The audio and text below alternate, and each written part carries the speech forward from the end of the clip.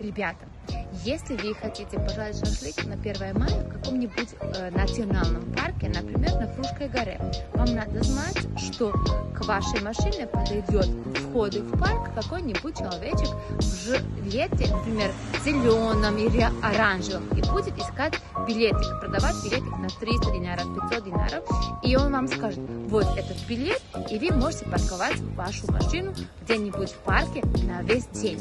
Никаких более оплат от вас не требуется. Но очень важно наводить порядок за собой, и всегда тут, где место для шашлыка, они уже обозначены, тут можно жарить. На других местах, где нет трудоустроено, то есть где нет устроено для шашлыка, не надо жарить шашлык.